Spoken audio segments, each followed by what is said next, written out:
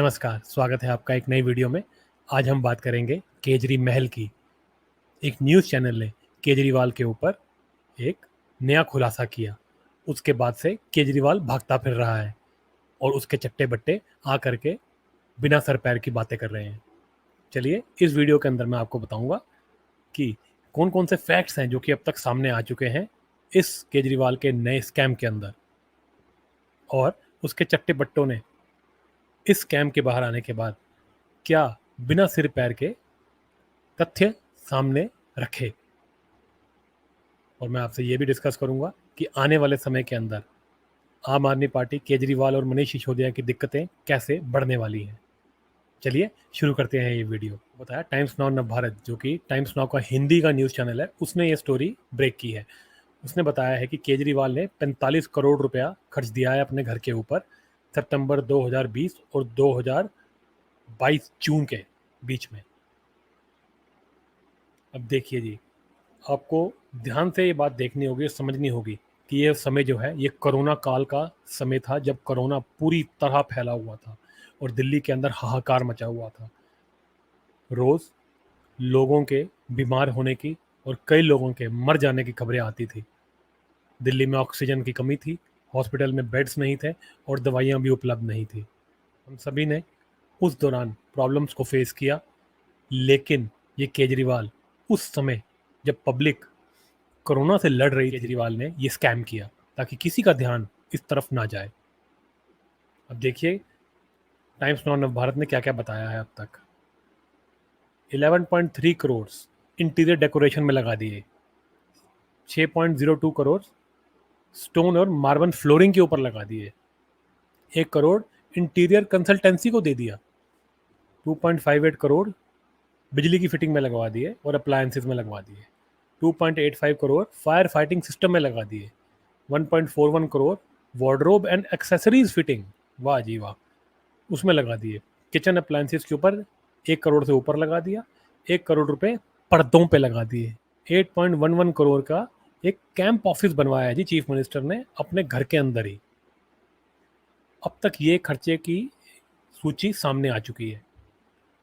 अब आप ये समझिए कि ये एक नंबर का भ्रष्टाचारी मक्कार दिल्ली का चीफ मिनिस्टर, ये अरविंद केजरीवाल, अब ये देखिए ये कितना पैसा कैसे कैसे उड़ा रहा है। इंटीरियर डेकोरेशन के लिए कोई 11.5 करोड़ रुपए लगा देता है क्या? पत्थर लगवाने के लिए कोई 6 करोड़ रुपए लगाता है? कमाल है। सिर्फ इंटीरियर की कंसल्टेंसी, यानी कि सिर्फ बताने के लिए कि अंदर क्या डिजाइन होंगे, क्या बनेगा, कैसे, कौन सी चीज कहाँ लगेगी, उसके लिए इसने 1 करोड़ रुपया दे दिया। भैया कौन सी कंसल्टेंसी तुमने हायर की थी? कोई लंदन से, कहीं भैया कहीं बुर्ज खलीफा की कंसल्टेंसी हायर कर ली क्या तुमने? बिजली का फिटिंग्स और अप्लायंसेस के ऊपर कोई 2.5 करोड़ रुपए लगाता है? कितना बड़ा घर है भाई तुम्हारा केजरीवाल? ये कौन सा सामान लगवा रहे थे भाई, वो भी उस समय पे जब लोग मर रहे थे, और तुम अपने घर के अंदर बैठ के ड्रामे कर रहे थे। रोज बस एक वीडियो निकालते थे और हाथ खड़े कर देते थे। ये वही समय है ना, हमें अच्छी से याद है। 1 करोड़ रुपए के किचन के अप्लायंसेस, 1 करोड़ रुपए के पर्दे, 40 लाख की अलमारियां, 8 करोड़ रुपए का ऑफिस बनवा लिया घर में। तुम्हें शर्म नहीं आती? ये क्या खर्चा किया तुमने? तुम क्या सोच रहे थे कि लोगों को पता नहीं चलेगा? तुम्हारा झूठ सबके सामने आ चुका है। चोर कितना भी शातिर क्यों ना हो, लेकिन उसका सच दुनिया के सामने आ ही जाता है। तुम्हारे पापों का घड़ा भर गया केजरीवाल, भर गया।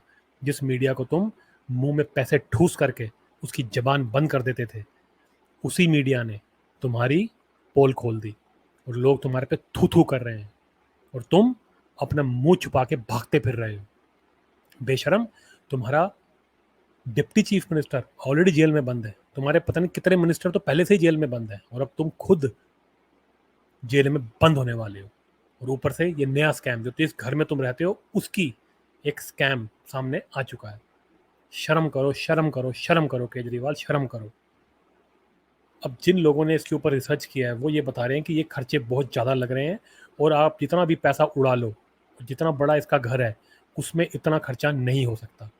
तो कहीं ना कहीं ये शंका उठ रही है कि ये खर्चा जो दिखाया गया है, ये एक्चुअली में खर्चा कम था, और बाकी जो पैसा था वो इसने चोरी करके, यानी कि कागजों में दिखा दिया कि खर्चा ज़्यादा हुआ है, आगे वाली पार्टी को कम पैसे दिए और बीच में से पैसे मार करके इसने पैसा कहीं और उड़ा के रख दिया है।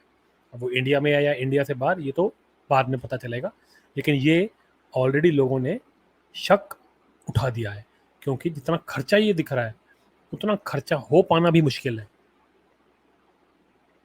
अब पिछले 2-3 दिनों से हाहाकार मचा हुआ है, टीवी पे फोटोएं चल रही हैं कि इसने 1-1 करोड़ रुपए के पर्दे लगवा लिए हैं, बाथरूम का जो कमोड है वो 5-5 लाख रुपए का है, पता नहीं 15-15 तो बाथरूम है इसके घर के अंदर जी। पता नहीं स्मार्ट कर्टन्स लगवाए हैं कि जो आवाज़ लगाओ तो पर्दे खुल जाते हैं, आवाज़ लगाओ तो पर्दे बंद हो जाते हैं, इस तरह की चीज़ें इसने लगवाई हैं। किचन कहते हैं 2-2 बनवाई हैं इसके अंदर, ऑटोमेटिक कोई किचन का सामान लाने के लिए भी कोई मशीन लगवा रखी है इसने।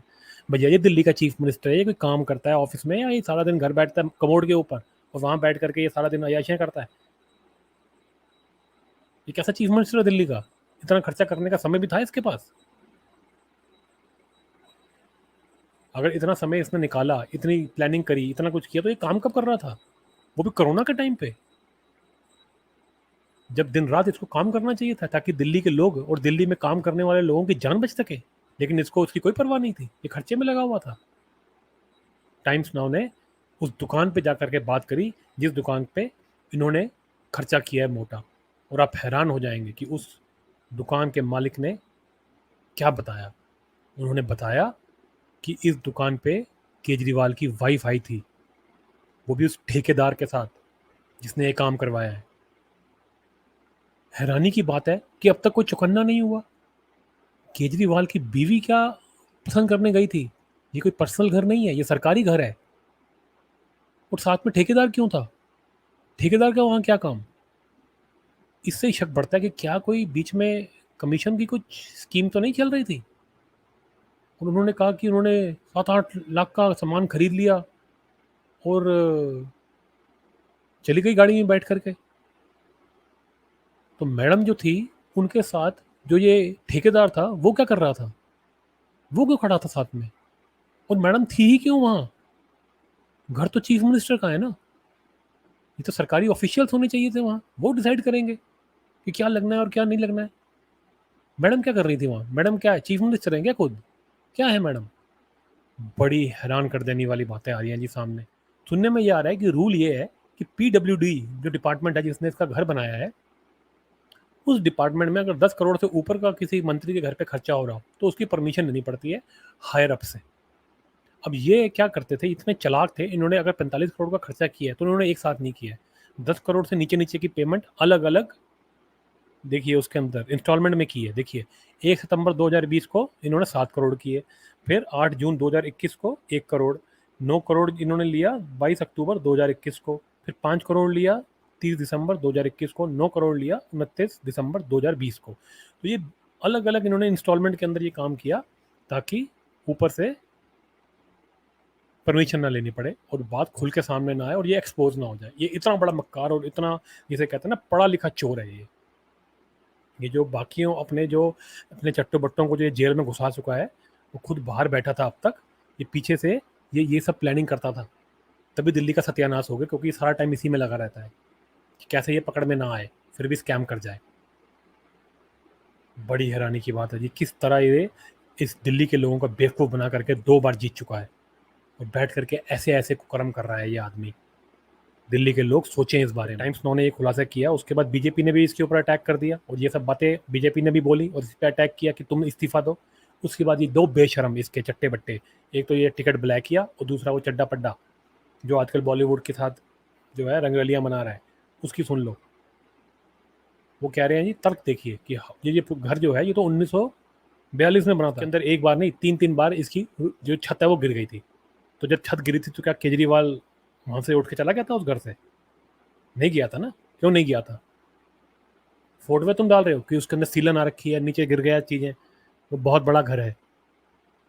अगर उसकी छत गिर गई होती तो ये सारे के सारे वहाँ से निकल चुके होते, ये नहीं निकला वहाँ से। तो ये तर्क देना बंद करो। और ये 1942 का बना है, सारे घर उस एरिया के अंदर जितने भी बड़े बड़े लोग जो ये नेता है, जो नेताओं को मिलते हैं, ये सब पुराने घर ही हैं जी। और इन घरों को जो है परमिशन दी जाती है सिर्फ उनको रिपेयर करने की, ठीक है जी।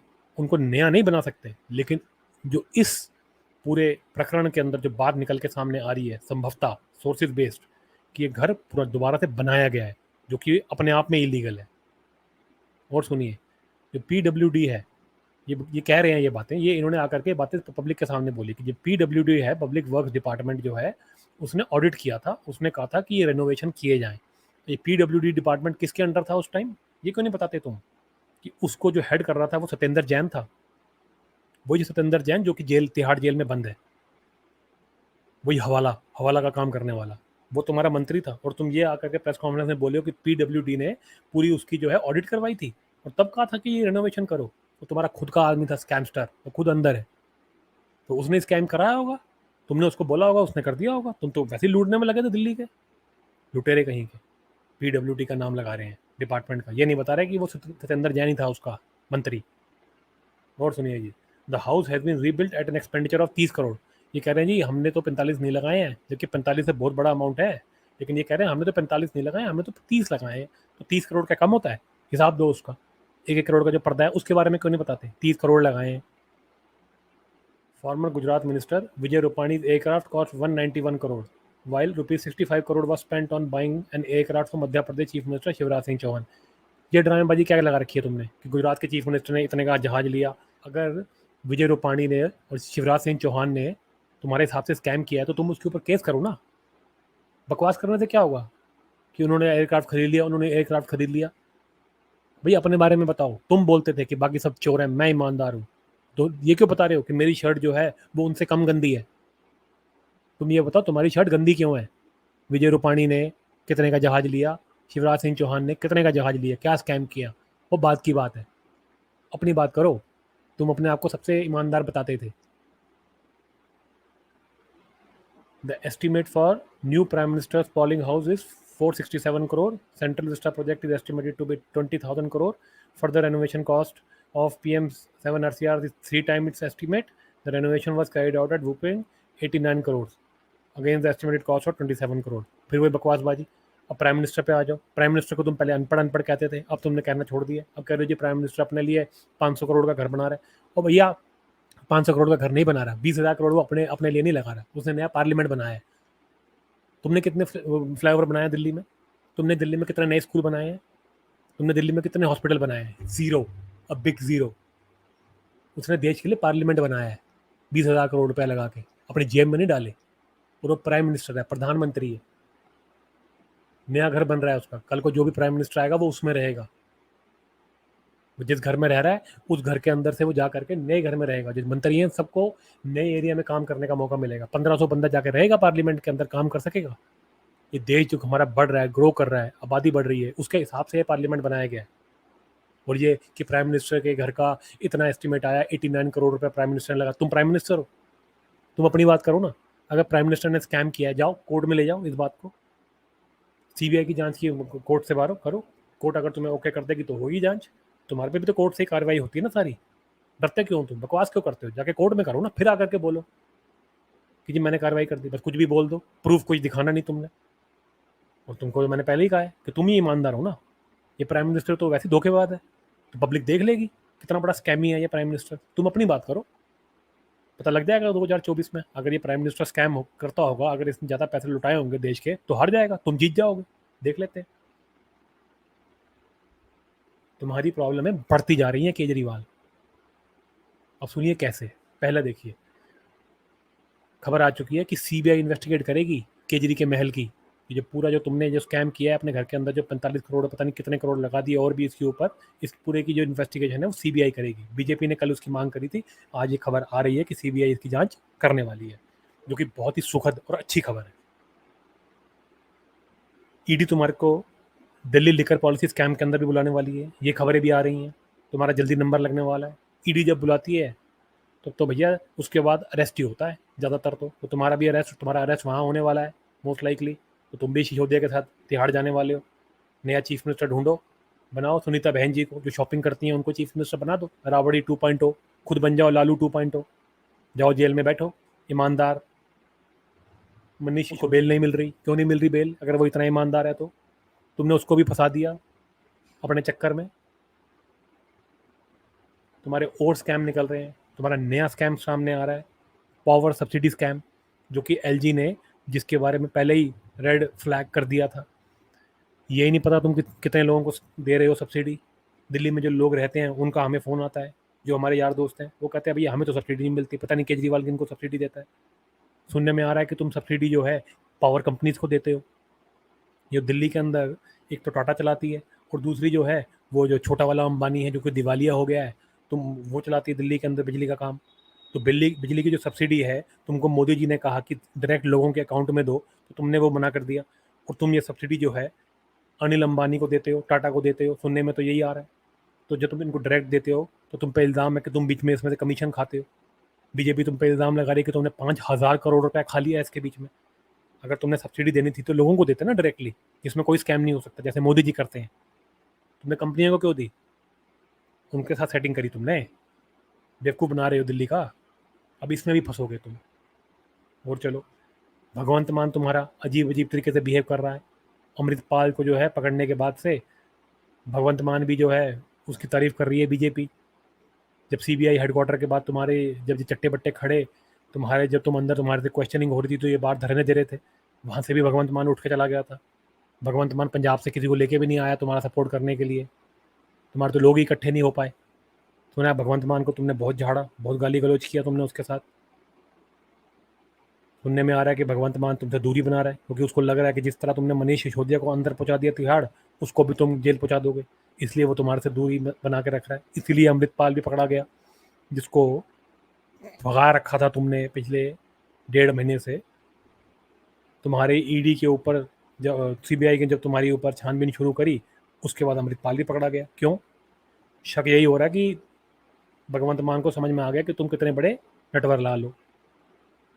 और दिल्ली की जो बीजेपी और कांग्रेस की जो पूरी दिल्ली की जो पूरी टीम है वो तुम्हारे पीछे हाथ धो के पड़ गई है। सुनने में तो आता था कि तुमने बीजेपी जो दिल्ली का जो यूनिट है उसके अंदर कई लोगों को खरीद रखा है, उनको भी तुम पैसा देते हो। लेकिन अब जो बीजेपी है वो टाइट हो गई है तुम्हारे ऊपर। अब वो खुल के बोल रहे हैं। अब जो बीजेपी के जो अच्छे नेता हैं वो तुम्हारे पे पूरी तरह अटैक कर रहे हैं। कांग्रेस जो कि तुम्हारे से पीछे पीछे गलवैयाँ कर रही थी, उसने भी कह दिया है कि दिल्ली यूनिट जो है वो इस पर अटैक करेगी। अजय माकन ने तुम्हारे कपड़े फाड़े ओपनली न्यूज़ चैनल्स पे आकर के। राघव चड्डा को उसने पूरी तरह नंगा कर दिया। उसने दिखा दिया उसने कि तुम क्या, तुम्हारी औकात है, तुम कितना झूठ बोलते हो। तो तुम्हारे पीछे बीजेपी और कांग्रेस ये भी हाथ धो के पड़ गए हैं, जो कि पहले नहीं करते थे, पता नहीं क्यों। तो तुम्हारे तो प्रॉब्लम बढ़ती जा रही है केजरीवाल। अपना फ्यूचर का सोचो। और मोदी जी ने 15 अगस्त को पिछले कहा था कि अब करप्शन के ऊपर सर्जिकल स्ट्राइक होगी और देश उनका साथ दे। तो देश मोदी जी की बात पे पूरी तरह सहमत है, उनका साथ दे रहा है। तभी जब तुम गए थे सीबीआई की जब इंटरोगेशन तुम्हारे से होनी थी, तुम सोच रहे थे बहुत लोग आ जाएंगे। तुम 1,000 लोग भी इकट्ठे नहीं कर पाए। सीबीआई के ऑफिस के बाद सिर्फ 13 लोग तालियां बजाते रहे कि तालियां। कोई नहीं आया तुम्हारे लिए। कोई नहीं निकलेगा जिस दिन तुम जेल में जाओगे। लोग तुम्हें गालियां दे रहे हैं केजरीवाल। ये जो केजरी महल जो तुमने खड़ा किया है, इसकी असलियत पूरी दुनिया के सामने आ चुकी है। तुम्हारे को इस केस में भी जेल होगी। और तुमने जो दिल्ली का पैसा उजाड़ा है, दिल्ली के लोग ये एक्सपेक्ट करते हैं कि तुम उनका पैसा वापस करो। मोदी सरकार जितना भी पैसा तुमने स्कैम्स में उजाड़ा है दिल्ली का, उसको वापस लाए। केजरीवाल के बुरे दिन शुरू हो चुके हैं और लग रहा है कि धीरे धीरे वो तिहाड़ जेल के पास जाते जा रहे हैं। देश की सर्वश्रेष्ठ जांच एजेंसियां हैं, ये अच्छी से जांच पड़ताल करें। इस नटवर लाल को जल्दी से जल्दी जेल भेजें और जितने भी पैसों की चोरी इसने करी है इस देश की, दिल्ली की, वो सब का सब इससे वापस निकालें। अगर आपको ये वीडियो अच्छा लगे तो लाइक, शेयर और सब्सक्राइब ज़रूर करें। आप हमें यूट्यूब, ट्विटर और इंस्टाग्राम पर @अकर्मा एक्शन के नाम से सर्च कर सकते हैं। मैं नितिन, अकर्मा से।